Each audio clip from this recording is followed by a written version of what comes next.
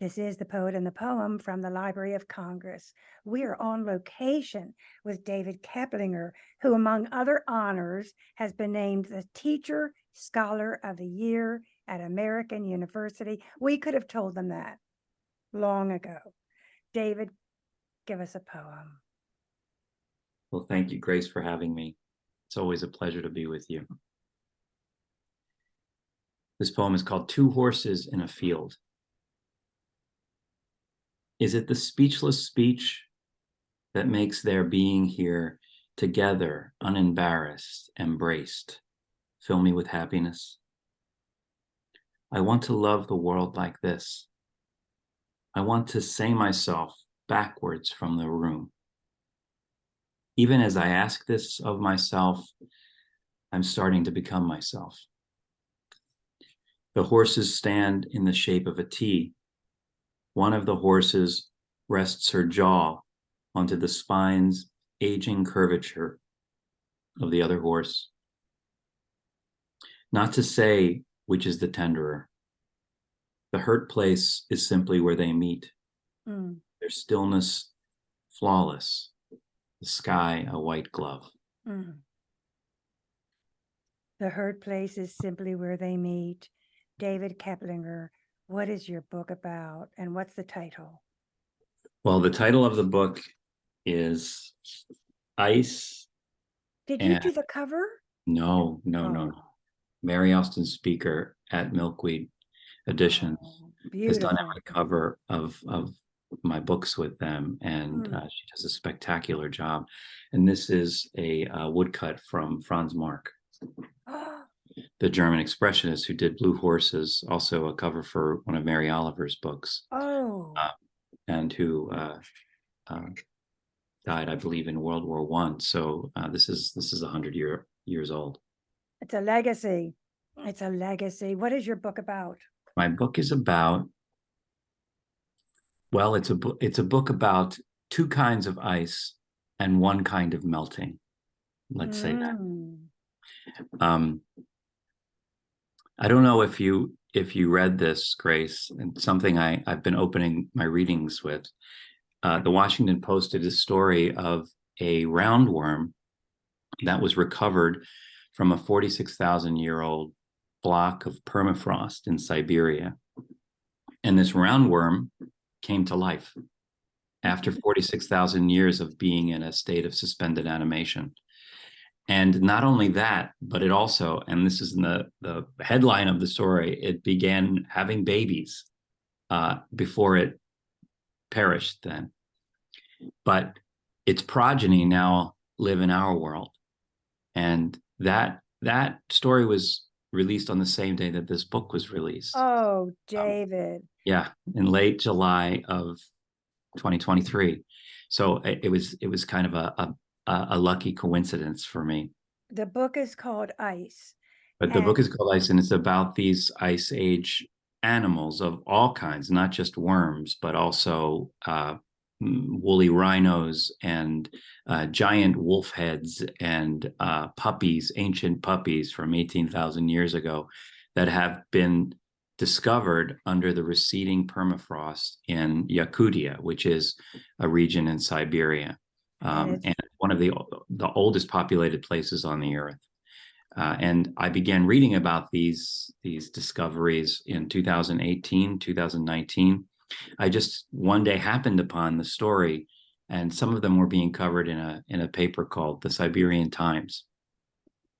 So the Siberian Times ran these photographs of these frozen animals, perfectly preserved, and I couldn't get them out of my mind. And as you know, as a poet, when that happens, you start to say to yourself, well, something else is happening here. I'm having a conversation with this image that goes deep into the unconscious and into my own memory and experience.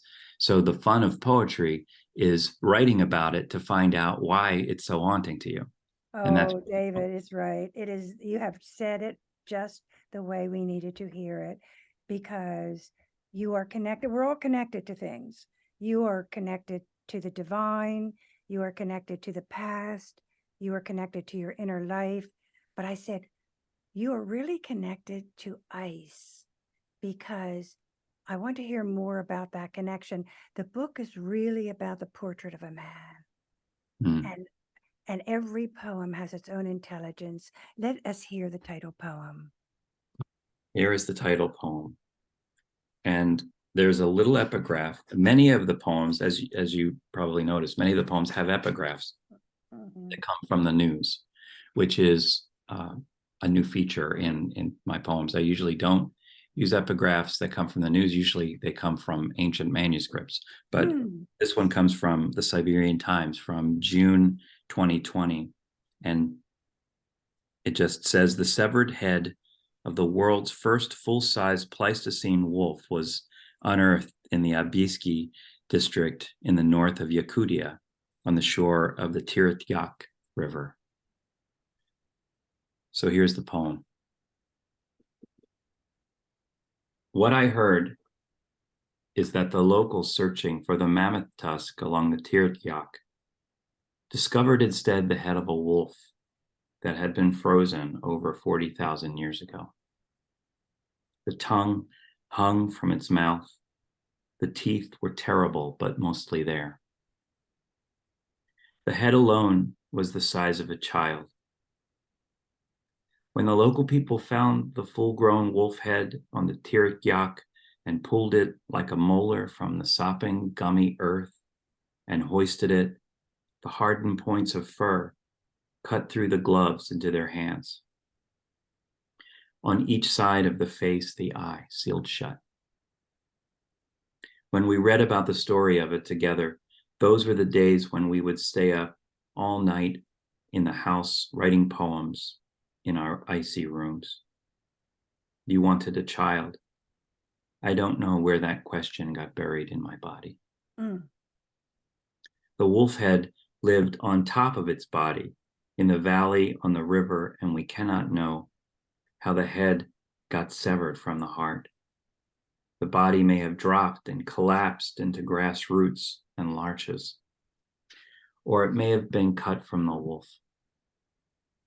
But the head stayed intact, as it still is, as it feels that way now, the heft and the size of a child, cocked sideways in its question on the shoulders of the world.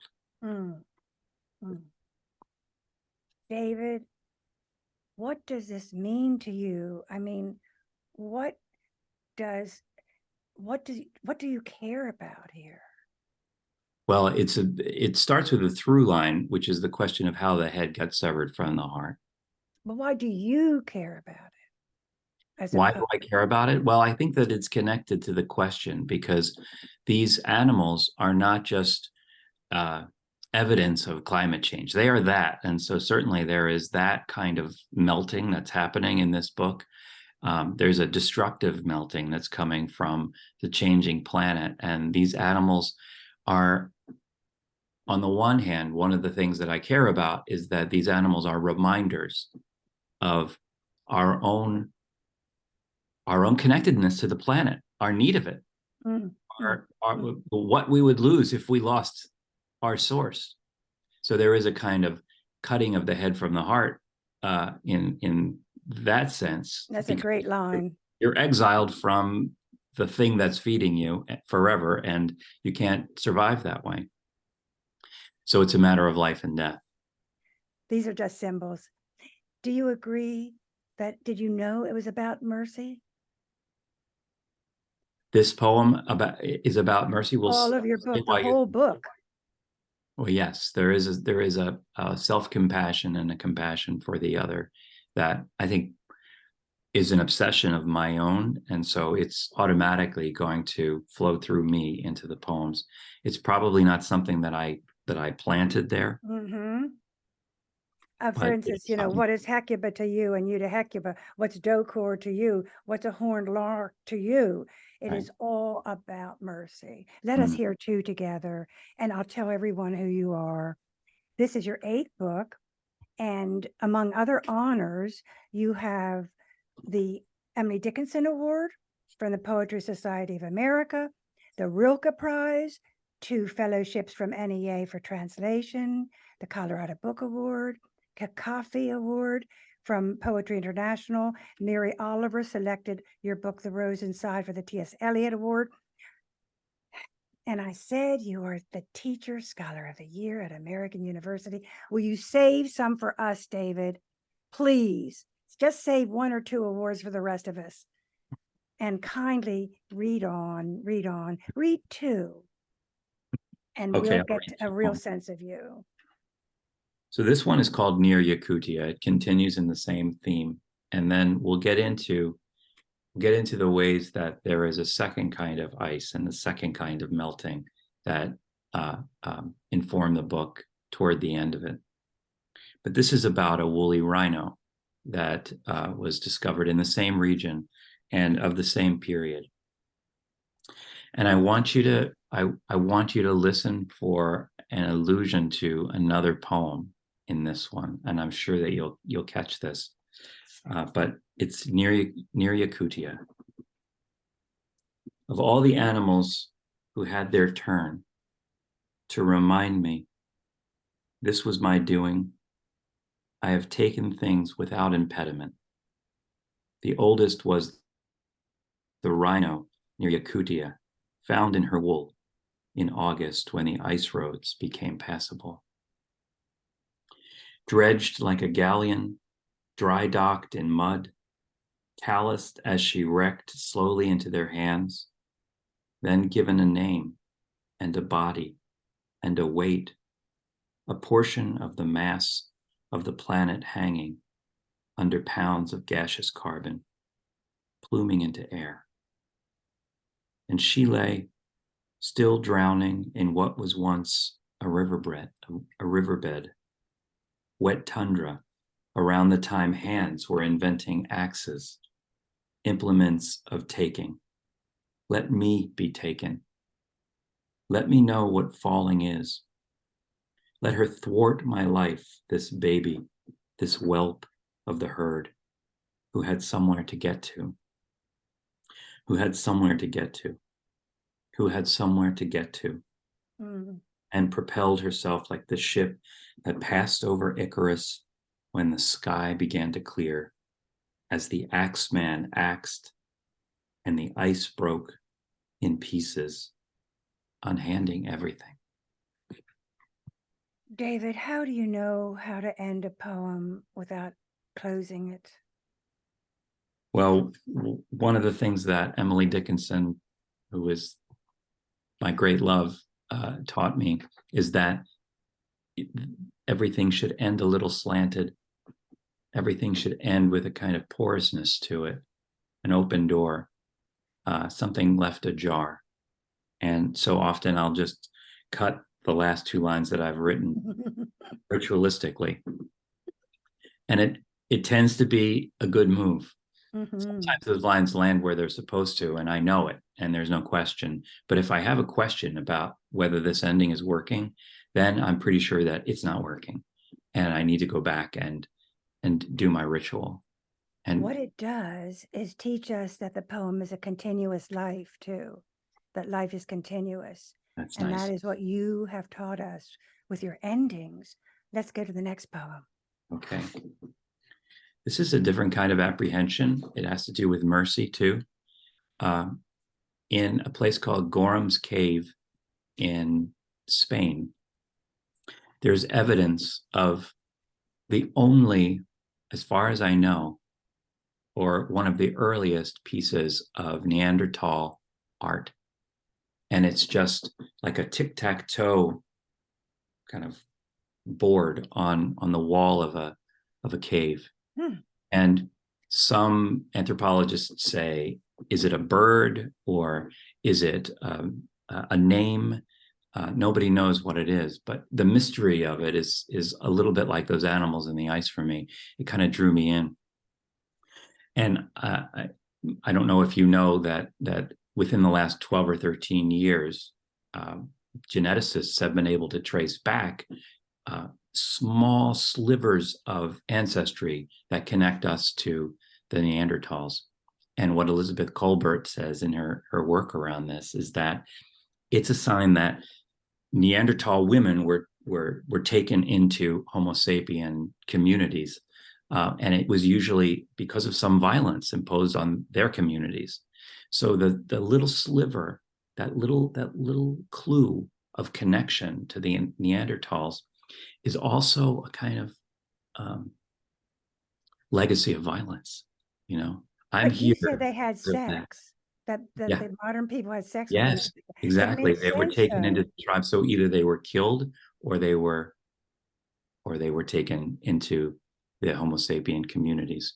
So either way, it had to be in a forceful kind of context. Of course. Let us hear So more. yeah, so here's the epigraph for that one. This is called Sketch of Wings in Gorham's Cave. In a paper published in Science in May 2010, they introduced what Pabo has come to refer to as the leaky replacement hypothesis. Before modern humans replaced the Neanderthals, they had sex with them. And that's from Elizabeth Colbert, Sleeping with the Enemy. So you hear even in that title, the kind of ominous quality to this.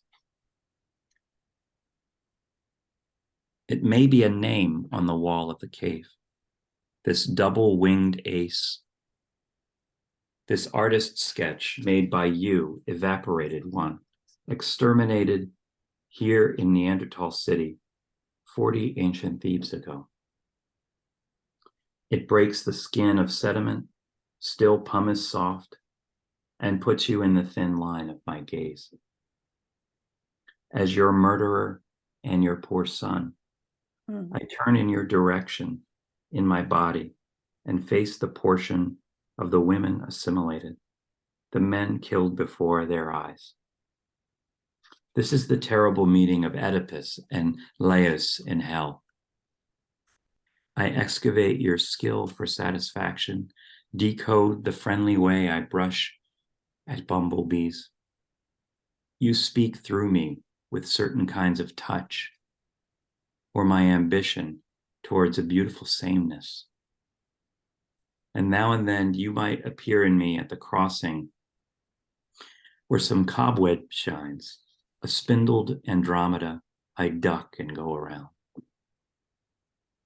I'm sorry for the parts you gave me that I've misshapen, turned into the fawn, a conniving smile that softens the points of my sentences.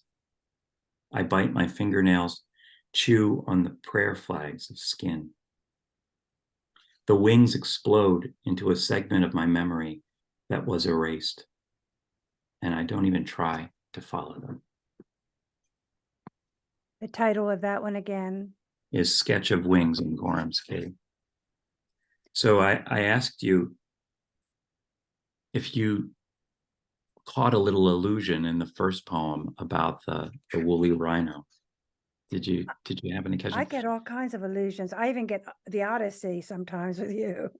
Yeah. But Well, and there what's was the answer to the yeah, question? the reference to Oedipus in that one. And what I've done in, I would say, almost all of these poems, I could find a place in each one where such a thing is happening, is I've purposely tried to bury something from the past in the poem. And it has always to do with poems. In that one, it was from Musée de Beaux-Arts, the autumn poem about Icarus falling from the sky in response to the Bruegel painting, where the ship passes calmly on because it had somewhere to get to. So I was playing this game with myself as I was writing this book. And as you know, I like to create these problems for myself that I'm constantly solving as I'm writing the book. And the game in this book was, how do I bury something alive in the ice of the poem and then leave the reader to just discover it or not?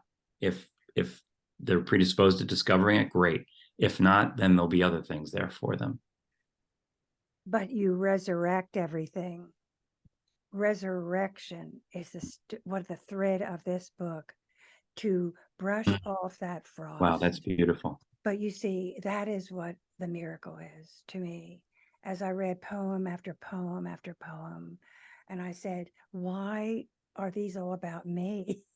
Mm.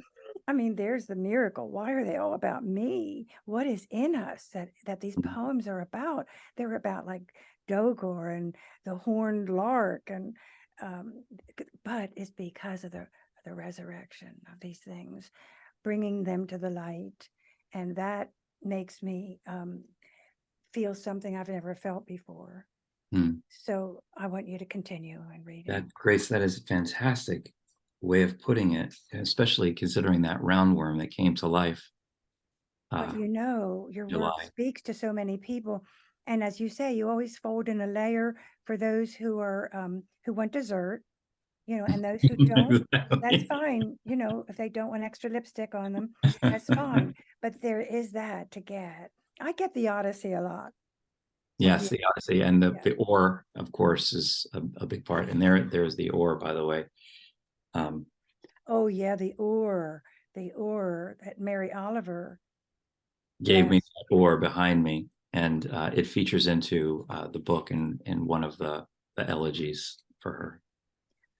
Shall we do the Dogor and the Lark and then move Yes, on? because that's what we're talking about, bringing the past to the present.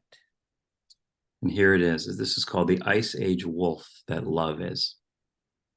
And this epigraph comes from Smithsonian Magazine.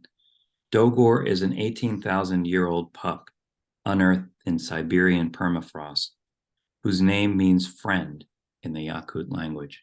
And just really quick, I was fascinated by the fact that the word dog is highly disputed. Its etymology is almost impossible to track. And it goes back and back and back and back because dogs have always been with us. Oh, And there are these Indo-European languages that are older even than Sanskrit that would be the connecting part, the common denominator. And it happens that some linguists have connected it with the Lithuanian language, and Siberia being rather close. I found it interesting that Dogor, the word for friend, is a Yakut word. So it could be that this word Dogor and our word dog are connected for 10,000, 15,000 years, because this poem is about one of those first dogs with its friendly gene that was assimilated into human villages. The Ice Age wolf that love is. You'd grown 3 weeks into your mouthful of teeth before your eyes froze shut and then your throat. But now you're thawing, moping again, pretending to be tongue and wet fur and padded feet. My darling, whose day has come. From out of your mother, you fell into ice at play. In a pocket of snow, pure love that dug deep, as the mama and the others dissolved quickly, and the father who'd gone to the important place did not return. It took one night for the world to harden you into a long bewildered thought, but 18,000 years before the ice, like a pipe, like a vein, burst open, until I say your full name, Dogor, small bulb that keeps growing new wolf bodies. Dogor, don't harden your eyes and return to the dead. Dogor, don't freeze again. Don't fight me or take flight into 1,000 motes of ice. Dogor, don't bite. Remember what you are. Leap into my face. Doze in the crook of my big boned shoulder. Stay, Dogor. remember what you are, my darling, whose day has come. What lines these are. You dive very deep into the grand design. The grand design. Nothing is too big for you to take on. And I know you had a dog of your own that you loved, right? Yeah, And my dog, there are who poems died about 10 years that. ago, it still is featured highly in my poems, and so this book is filled with references to her and poems about her. Love dies hard. or doesn't die at all, Sleep for dopamine. or Yeah, for doesn't die at dopamine. all. Yes, let us go on and on. The book is Ice. The poet is David Keplinger. This is The Poet and the Poem from the Library of Congress on location. So this is the poem Reading the Light Surrounding the Lark, and it's the poem that transitions the attention from these animals to other kinds of bodies frozen in ice. And the other kinds of bodies I'm looking at are really my own, from childhood, from infancy, from young adulthood, from early middle age, that pop up now and then when the occasion rises. You might be triggered and your childhood self comes alive again out of the ice and responds with the fight or flight or freeze response, and then goes back in their dormancy. And so what was happening as I was writing this poem is that I was realizing that's why I'm fascinated with these animals, because they're all me. They're all portions of myself that arise and then descend again as the occasion demands it. So this poem is about that, reading the light surrounding the lark. And this is about a lark that's 46,000 years old, perfectly, beautifully preserved, with just a small kind of Christ-like gash in its abdomen. What you're witnessing is not merely residue of ice. They chisel it apart by toothbrush, for the permafrost had coated it like plaque. But it's not a tooth. It was not rotten. It was perched underground in its negative tree. It was a lark, and it's always been a lark. Then the underground cloud cracked, melted, and the lark fell upward to our world. To read the light around the lark, imagine you've chiseled part of you away, an old part at the beginning of a succession of your childhood bodies. You fall upward from your previous body out of the melting ice.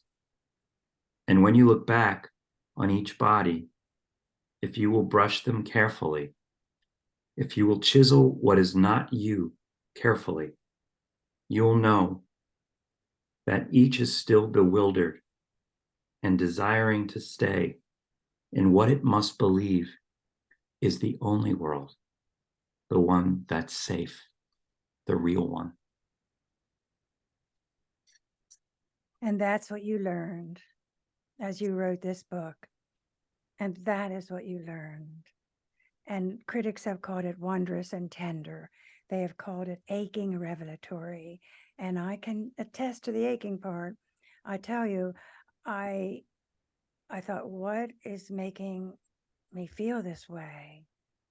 And I know it is about what you found out about yourself. And then I found out what I found out about myself.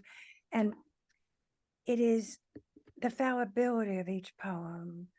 Each poem is so fallible and perishable. It's frozen and then it's defrosted, and we are so fallible.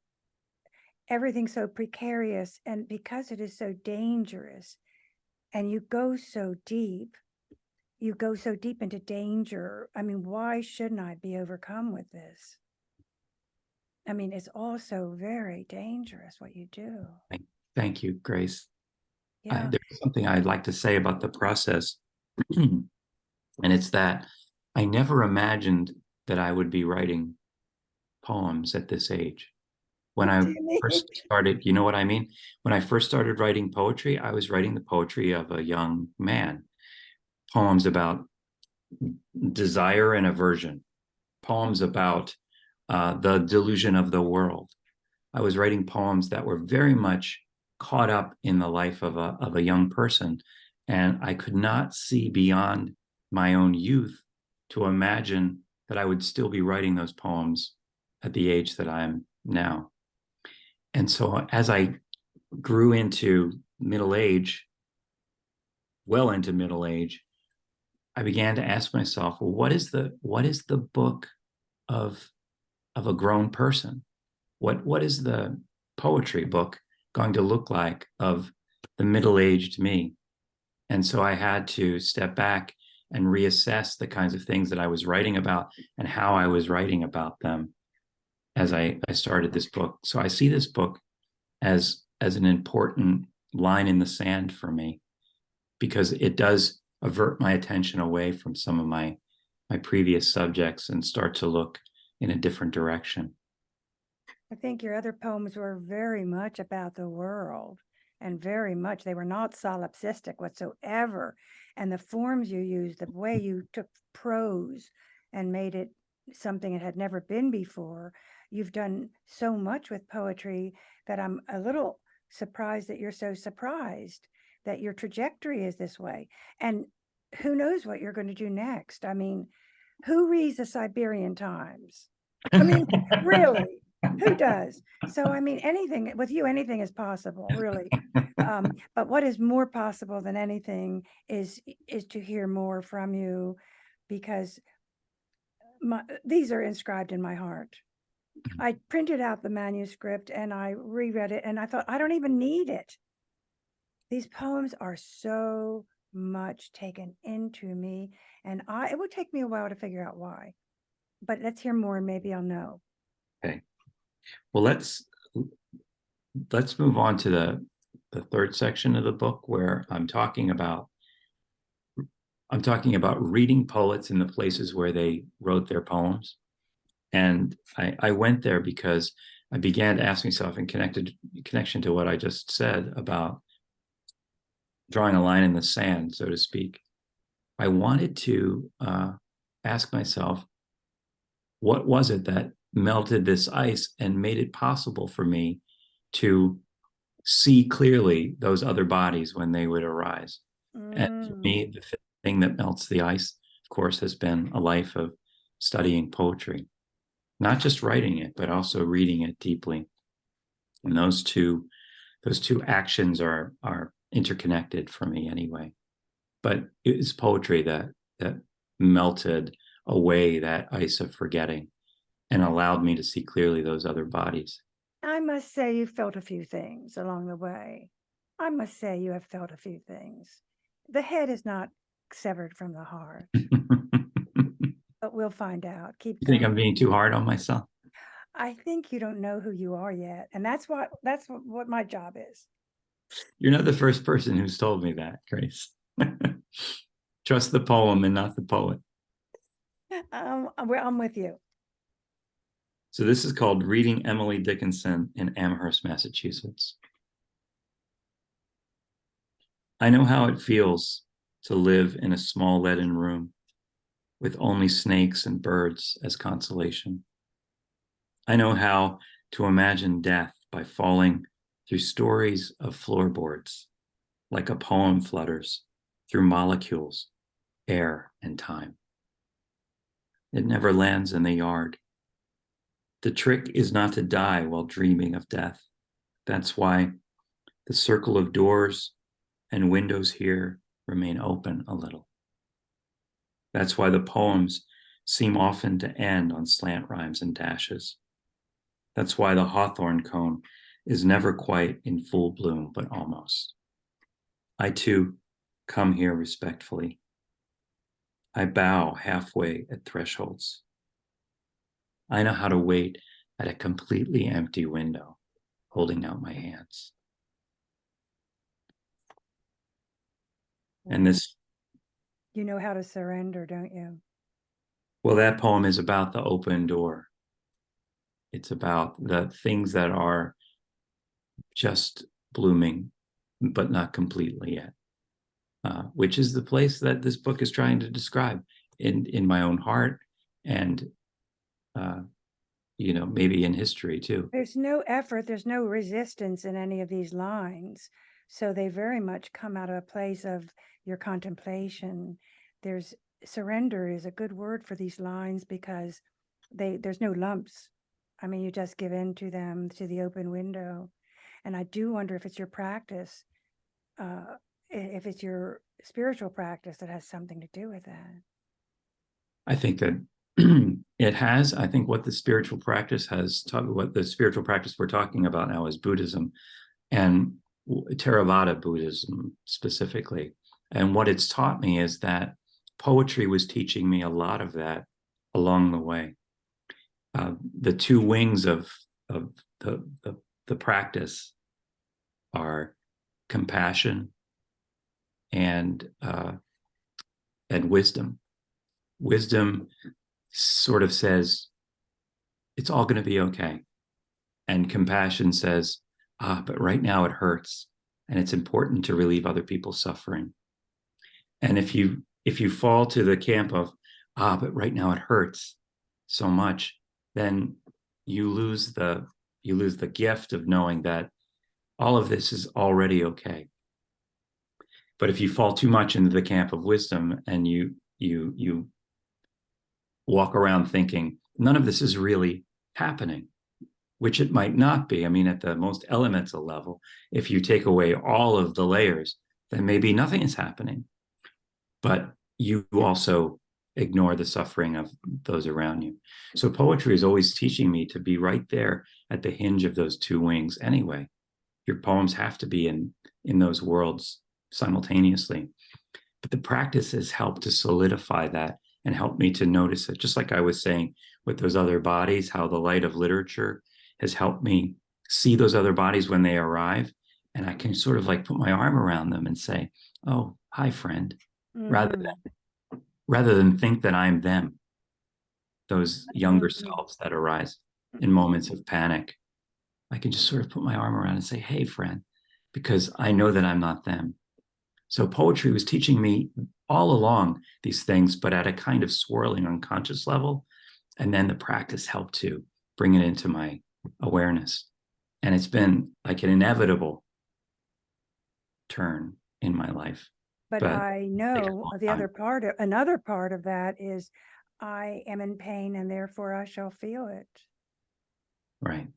Okay, let's have more poetry. This is from Ice. This is David Keplinger, and you won't forget it in a hurry.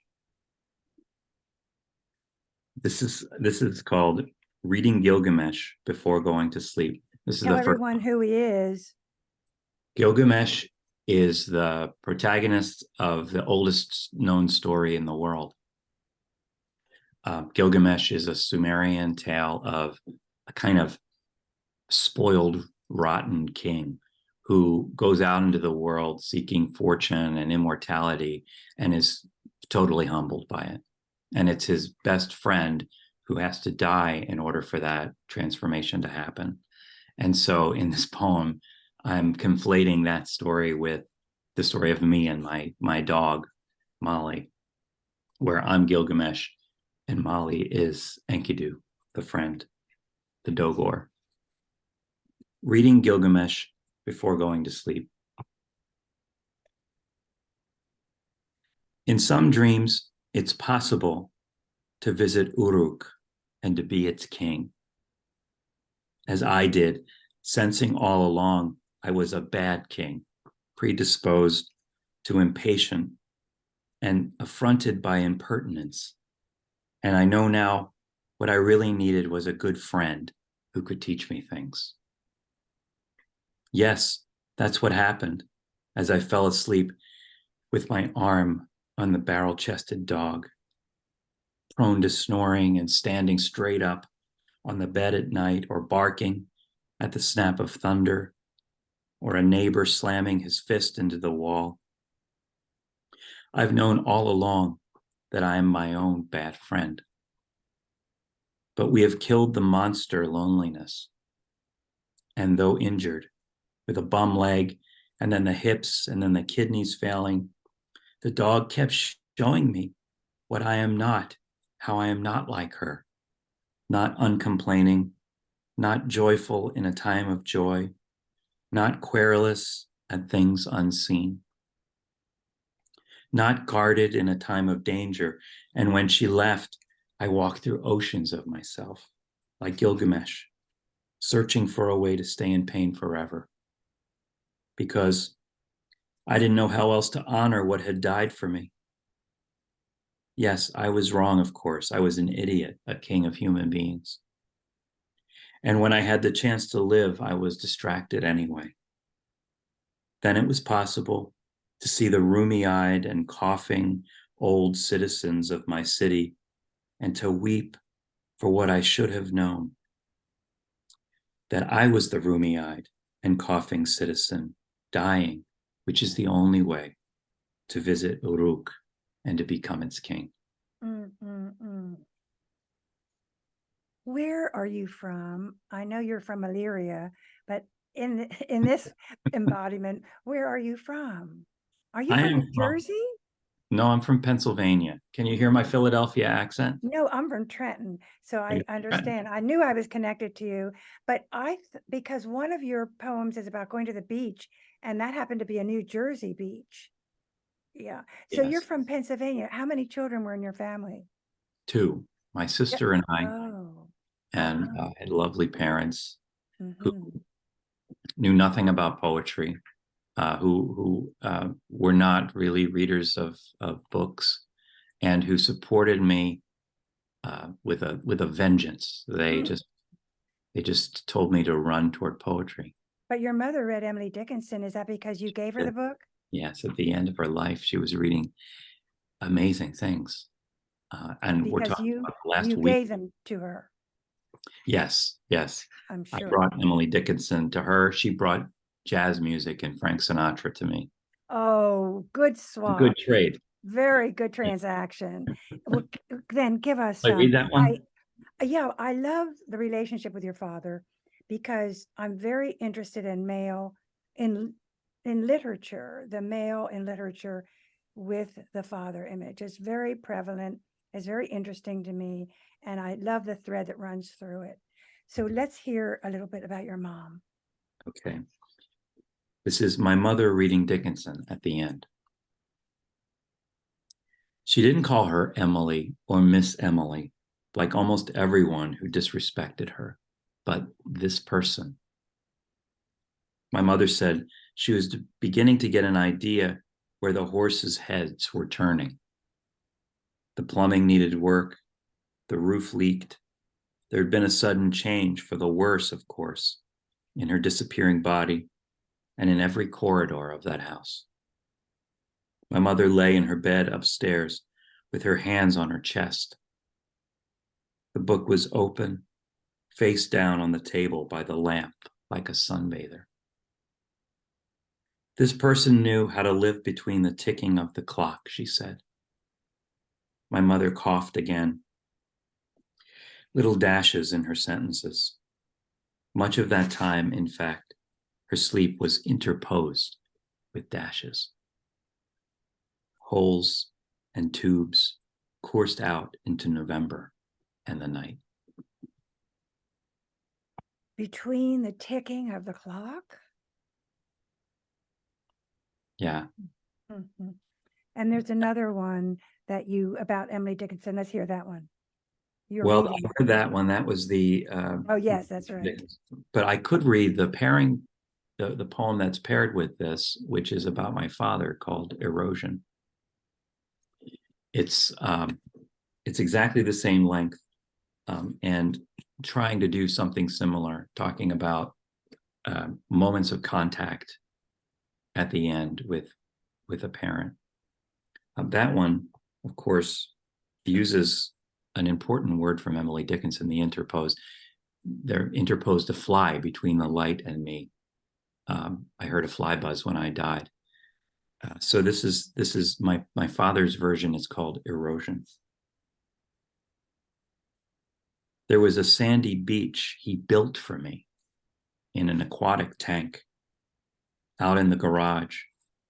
The year we stopped trying with our summertime trips to fix things that got worse. It was made to look exactly like Strathmere, the same lines of jetties I remember, and at the horizon, a glass plate that pulsed at regular intervals as a motorized arm propelled the waves to the shore. Today, I'm taken by the whole crazy concept of it, as there were parts my father planted to be discovered as I age, where the beach eroded and seagulls appeared, pecking for scattered bits of hard bread. And a version of myself rose out of the sand with his toy child, or a naked couple on the beach lay silent after an argument, or an old man buried to the neck gazed up calmly at the sky. There was a naked couple in New Jersey? Well, let me explain this. If this poem is a little Oh, it's an amalgam? an imaginative leap. So Mhm. my father built for me an enormous wave tank for my ninth grade science fair project. And we would spend time out in the garage making this thing work. And it was very complicated to build an engine that would go around like this, that made a plank go backwards and forwards to create wave inside this aquatic tank. But the man could do anything. So he built this thing, and I took my data and I won a prize at the Of science fair. It course. was a huge thing, and it was all about the ways that the jetties prevented erosion on the beach. And so in this Erosion. poem, I'm thinking about that tank, and I'm taking the imaginative leap and saying to myself, oh, maybe he planted other things in there, not just jetties, but a picture of myself, or a picture of him, or him and my mother on the beach, that I would remember as I got older in different ways, which is what happens. It's all about the ways that the ice of forgetting reveals the truth about what was really happening back then. We have all these disguises for it as we're growing up, but then as we get older, we realize, that was what was happening. That was so beautiful. Or, that was what was happening. That was so terrible. I didn't realize it back then. I was protected from it, but now I can see. So in this poem, those things are kind of rising out of the sand and revealing themselves to me all these years later. And there is a poem where your father looks in on your bedroom while you're reading, and he says the space is so small, but he's saying something loving. He's understanding you. Yeah, let's go on with we're in the third section of the book, and Yes. you're going to talk about Stanley Kunitz. Oh, okay. Did you really? First of all, everyone has to tell everyone about his garden Well, and who he Stanley, was, who Stanley Kunitz is. Stanley Kunitz, and I tell this story, and people still know who Stanley Kunitz is. He died in 2006, but at 100 and was he 101? Yeah. Mm-hmm. Died in 2006, Still gardening. still gardening, and a master gardener. His garden in Provincetown was famous. So I tell this story, and now 15, almost 20 years later, people still know Stanley Kunitz and still know his work as the great poet of the 20th century. But there's a story of getting lost and being found in this poem, and it has to do with the first time I went to visit Mary Oliver in Provincetown. She gave me directions to her house, which was on Commercial Street, and I tucked the directions away and had thought that I memorized them, and went to the address on Commercial Street that I had memorized and knocked on the door, and a woman answered, and I said, "Is this Mary Oliver's house?" And the woman at the door said, "No, this is Stanley Kunitz's house." So completely by mistake, Grace, I had landed on Stanley Kunitz's doorstep. I mean, if that's not a blessing of a blessing. And she was so shocked that I was looking for Mary and had come to the wrong place that she invited me inside. And so this was 2007, and he had just died that previous May in 2006. And she said, "Would you like to see the garden while you're here?" Because they were shutting down the house and the garden was still out there. So I never met Stanley Kunitz myself. In this poem, too, I'm taking a little imaginative leap. It's like his ghost is giving me the gift that I'll describe here. But I go into the garden, and she handed me a little bit of a hollyhock He which picked was it? his famous. She Pick- picked it, yeah. She Mm, plucked it and gave it to me, which was wow. his favorite flower, it said. Mm, And it was still a little half open, just like in that Emily Dickinson poem. mm, So mm. this is called A Hollyhock That Once Belonged to Stanley Kunitz. Later that week, I found it in my right side pocket. It had begun to bloom, blue, tissue thin. To the bottle of carbolic acid went your father. To brain plaque, the weed of forgetfulness, went your mother. Still, you felt a fondness for the natural thing. You loved even the mulch and the flower of the mallow family, hollyhock. Come in, you said. From one specimen in the garden, you cut me a sprig, which I pocketed. Then from light, from you, from its princedom, a small Gautama. Then I forgot it was there, down there in the dark, doing its precise work anyway. So this poem is a little bit about how the thing bloomed even though it was stuck in my pocket. And I landed on Stanley Kunitz's doorstep, even though I had made a weird mistake. And sometimes life will just sort of bring you to the place, no matter how hard you try to screw it up. He kissed my hand once. He Mm. was a bit of a flirt, you know, but I never got a hollyhock. Read us a sonnet and tell us what a sonnet is. Do you mean the last poem in the book? Yeah, the sonnet. What is Because, a sonnet? yeah, what is a Sonnet. sonnet? A sonnet is a cathedral, Grace. A sonnet is a place that encloses uh, uh, an immensity with very strict rules and very clear constructions on all sides. And it's supposed to crush you in a way with its powerful embrace, and also ennoble you and lift you with its language and its ability to weave the content together with the form. I have never heard a sonnet described in that way. Now we will hear evidence of it. To crush you with its embrace. So this Whoa, I thought you were going to say, well, this line rhymes with that one. oh, you want that too? I can No, give no, we'll hear that one.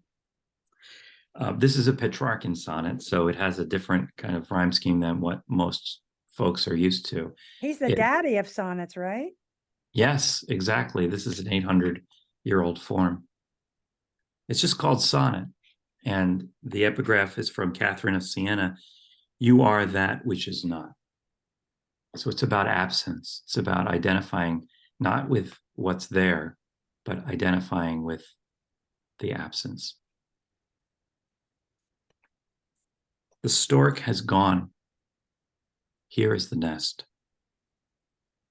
It teeters on the station tower like a satellite dish encircled in grass, or tiny bits of hair over and over, or yarn around a pair of unseen hands. Old transmissions have come to a hush. The air is static whirl. The road wends. I wonder at this craft, this bulrush basket, mouth in waiting for its tooth. The stork was here. Here is the nest. Praise the giving way, the taking wing. Praise the singing bowl after the song. Praise who cast from such delicate bronze an absence. So For a I final poem, would you read Come and See? absolutely. Come and See. This is the book Ice.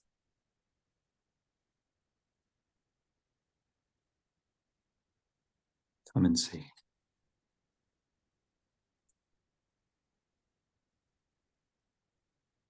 Come and see.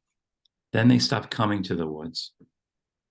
When I walked home as I do tonight at 8, their favorite time to munch the tart green shrubs that grow wild without the world's involvement. I wish they could have known me too, as one of their own, a deer like them. But in the forest, things kept growing anyway. Even without the deer, without their bodies parting through the great tableau. And I know that they're absent now. And in their absence, I might better understand who they were or what they meant. What they meant to do with the rest of their lives. This is the rest of my life. The main road meets me. It's nearly dark.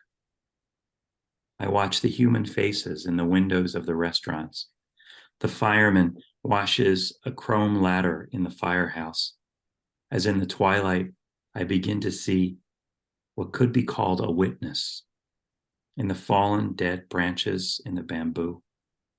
However obstinately in the flowers, which even hidden stand and open up their small green trumpets anyway. The voice of David Keplinger. The book is Ice.